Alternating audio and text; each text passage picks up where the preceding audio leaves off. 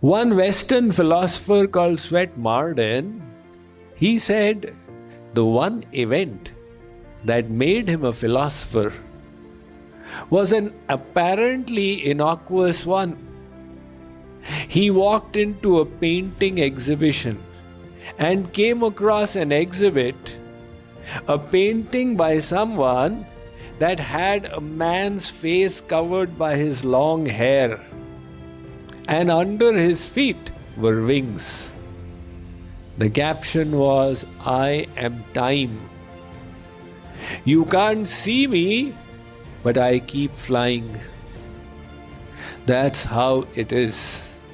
Every morning when we wake up, we are allotted 1440 minutes.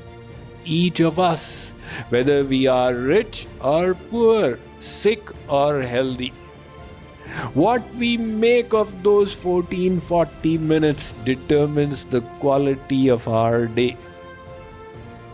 And it is quality days that lead to a successful life. Ramesh and Dinesh went to the same university in Chicago. They both became IT engineers and they joined the same company. After 7 years, Ramesh was already at the middle management level, while Dinesh was still doing entry-level coding. And what determined this difference between their accomplishments was the way they used their time.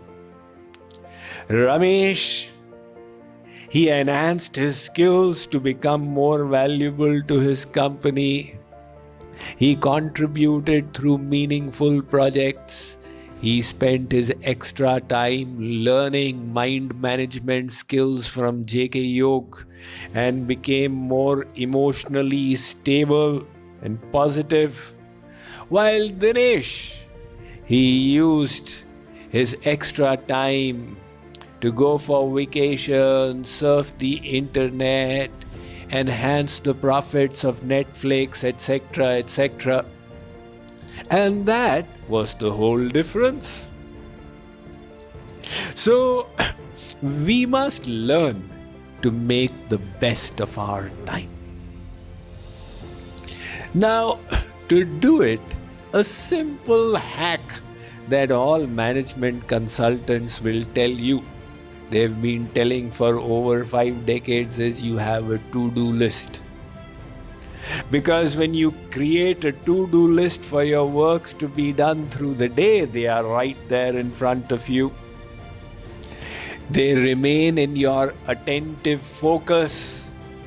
And when you do a particular work, it gives your brain the dopamine kick, which becomes an incentive. That, of course, everybody knows a to-do list is useful. But today, we'd like to understand that more important is a not to-do list. Which means which works to leave out and which to prioritize. In today's world, we all have so many things to do. The question is not how to keep yourself busy, but how to remain effective.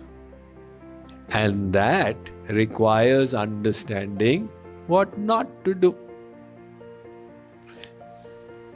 In one medical institution, they had this experience. Every Friday at 1:30 p.m. in ward number 13 of their emergency ward, on ward number 13, the patient would pass away. Same time, same day of the week, same ward. And that made them all suspicious. They were all rationalist scientists, but here is a hocus-pocus voodoo that is inexplicable. What in the world is going on? they called a mystic monk and said, "Can you figure out what is the jinx in ward number 13, which happens on Fridays?" He said, "I'll need to study it for one Friday myself." He observed the matter and then submitted his report. He said, "Fire the sweeping man." They said, "What does it have to do with the sweeping man?" He said, "Look, on Friday you are getting a replacement because the other person takes a day off. And that replacement, what he does is he brings his vacuum cleaner around. Ward number 13 has got one plug socket less. So when this cleaner does the vacuum cleaning, he removes the plug point from the life emergencies, the support system, and he puts his vacuum there, so the patient passes away." That, of course, is a joke. But the point is that some things are just better left undone.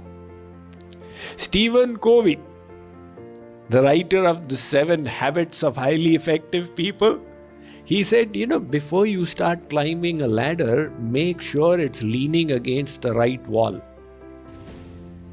So when we have a number of works to do on our to-do list, not all of them are equally important. Some are less important, some are more. And you don't have the time to do all of them. You need to learn to choose and also develop the ability to say no.